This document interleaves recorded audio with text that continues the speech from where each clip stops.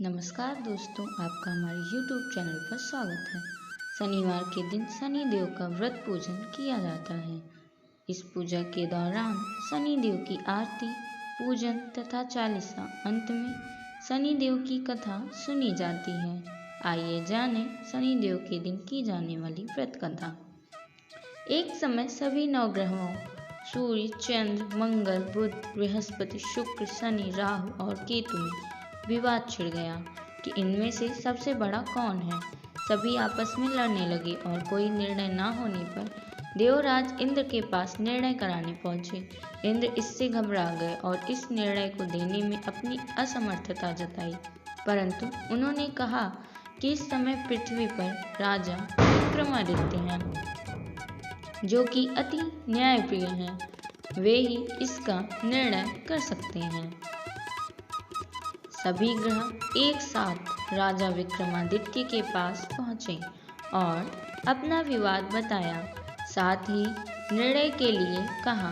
राजा इस समस्या से अति चिंतित हो उठे, क्योंकि वे जानते थे कि जिस किसी को भी छोटा बताया वही कुपित हो उठेगा। तब राजा को एक उपाय सूझा।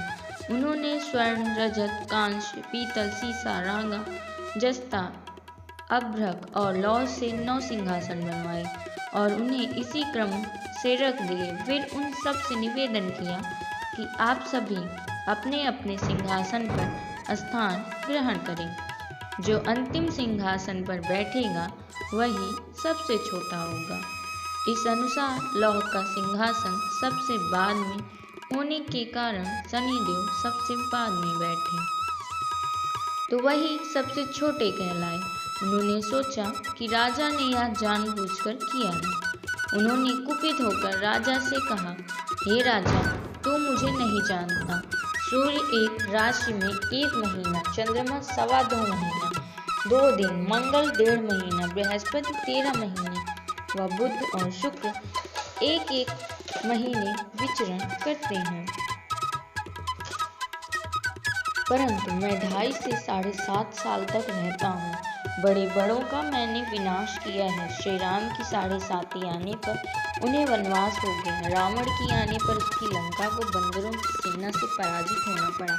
सभी देवता खुशी खुशी चले गए। राजा के ऊपर शनिदेव की 7.5 आई। शनिदेव राजा के नगर में घुड़सवार बन के आए। राजा ने यह समाचार सुन अपने अश्वपाल को अच्छे घोड़े खरीदने की आज्ञा दी। उसने कई अच्छे घोड़े खरीदे व एक सर्वोत्तम घोड़ा राजा को सवारी हेतु दिया। राजा ज्यों ही उस घोड़े पर बैठा, वह घोड़ा सरपट वन की ओर भागा। भीषण वन में पहुंच वह अंतर्ध्यान हो गया और राजा भूखा प्यासा भटकता रहा। तब एक ग्वाले ने उसे पानी पिलाया। राजा ने प्रसन्न होकर उसे अपनी अंगूठी दे दी। वह अंगूठी देकर राजा नगर को चल दिया और वहां अपना नाम उज्जैन निवासी वीका बताया। वहां एक सेठ की दुकान में उसने जल इत्यादि पिया और कुछ विश्राम भी किया। भाग्यवश उस दिन सेठ की बड़ी बिक्री हुई। सेठ उसे खाना इत्यादि कराने खुश होकर अपने साथ घर ले गया। वहां उसने एक खूंटी पर देखा कि एक हार टंगा है, जिसे खूंटी निगल रही है। थोड़ी ही देर में पूरा हार गायब था। तब सेठ ने आने पर देखा कि हार गायब है। उसने समझा कि वीका ने ही उसे चुराया है।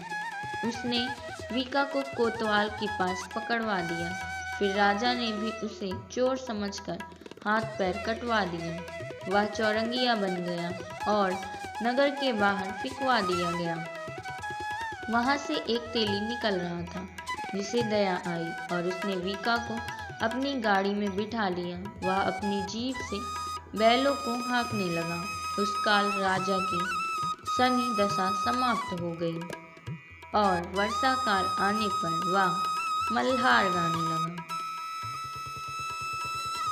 तब वह जिस नगर में था, वहां की राजकुमारी मनभावनी को वह इतना भाया कि उसने मन ही मन प्रण कर लिया कि वह उस रागा गाने वाले से ही विवाह करेगी। उसने दासी को ढूंढने के लिए भेजा। दासी ने बताया कि वह एक चौरंगिया है, परंतु राजकुमारी न मानी। अगले ही दिन उठते ही वह अनशन पर बैठ गई कि विवाह करेगी तो उसी से। उसे बहुतेरा समझाने पर भी वह न मानी, तो राजा ने उस तेली को बुला भेजा और विवाह की तैयारी करने को कहा।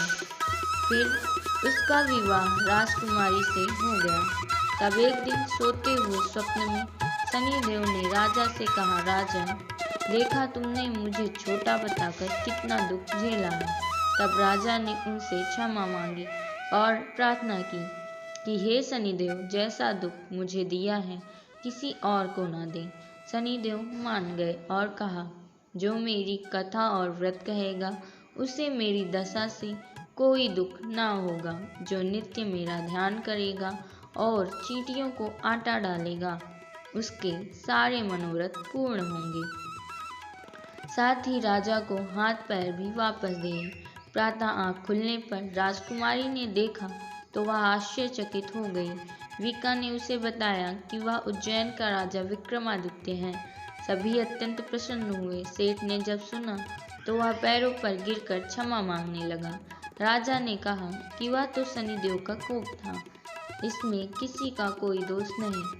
सेठ ने फिर भी निवेदन किया कि मुझे शांति तभी मिलेगी जब आप मेरे घर चलकर भोजन करेंगे।